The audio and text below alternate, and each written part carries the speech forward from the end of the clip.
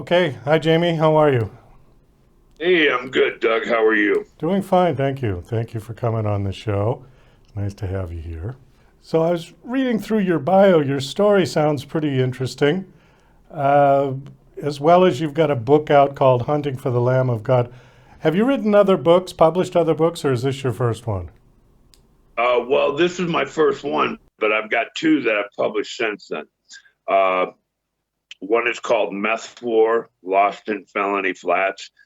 It's basically a fictional account of the great methamphetamine war in 1993 in the San Bernardino Valley between the independent meth cooks and the satanic underground.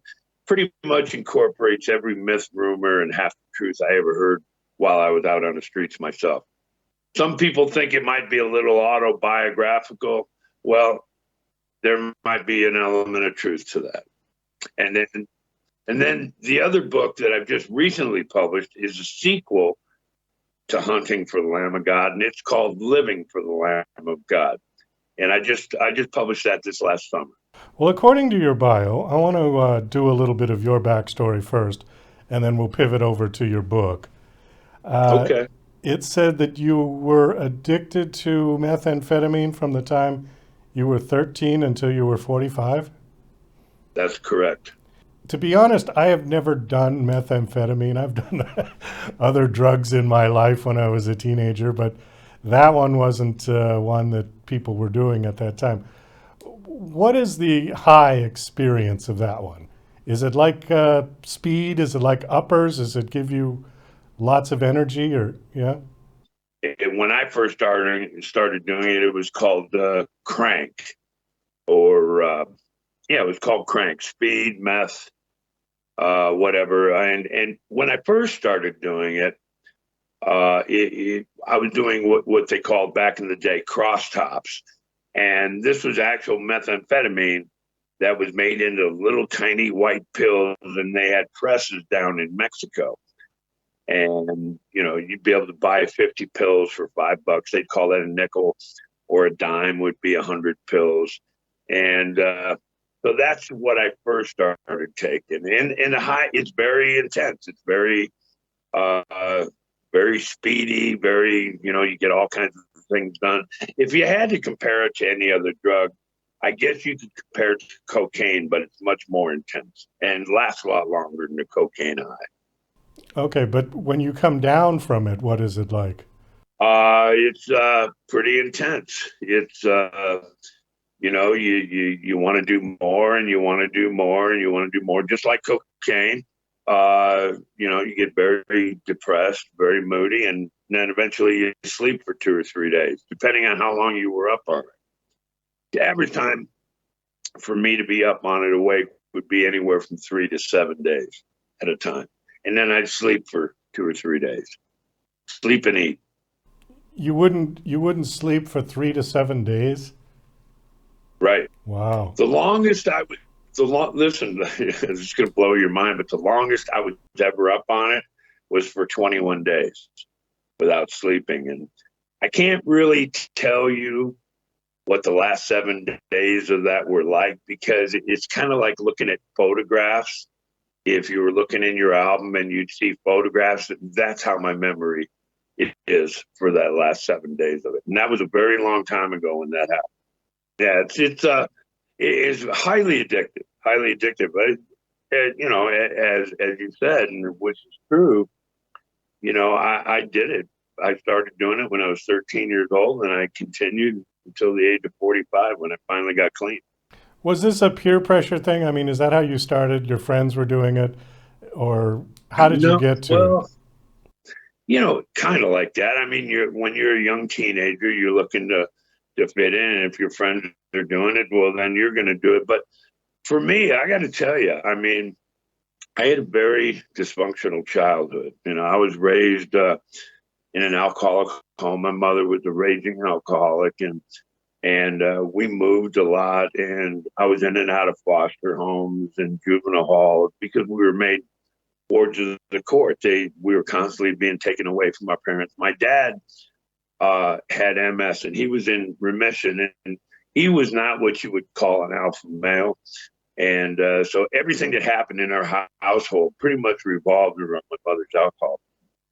And by the time I was 13 years old, me and my two brothers were sent on a plane out to Palm Springs, actually Indio, California, to live with my aunt and uncle. We were made wards of the court, and they sent us out there. And after about a year and a half, my mom got her act together, and she flew out there, or she drove out there, and she got us from both me and my brothers from my aunt and uncle, and she got a job in San Bernardino, California, working at the California Hotel, and Hotel California, just like the Eagles song, but this was in San Bernardino. And shortly thereafter, my dad had come out, and that's when I really, started getting really deeply involved in drugs.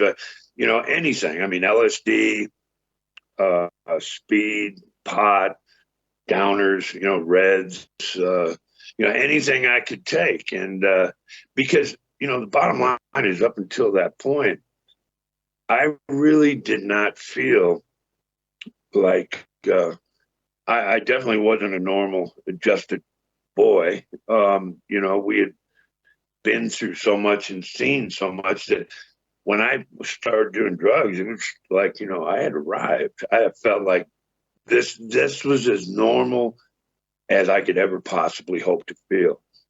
And I liked it. And so I just kept doing it, and it just got, worse and worse and worse. Was there one particular thing that got you off of them? Was there one Yeah. incident that happened? Okay, tell us that. My son was born.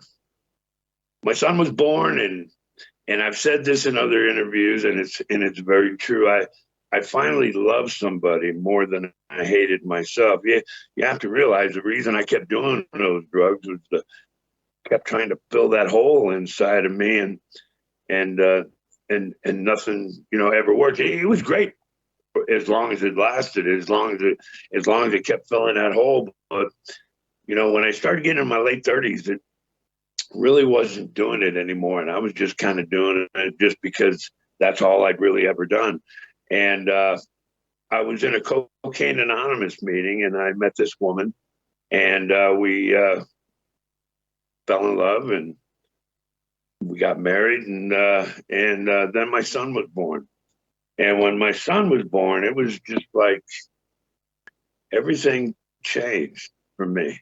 I finally had a reason to stop doing dope, and I did. I mean, I was in the delivery room with him, and when he came out, he was looking directly at me. He didn't look anywhere else. And when I cut the umbilical cord, the blood squirted me in the face. Didn't go anywhere else. Just squirted me in the face.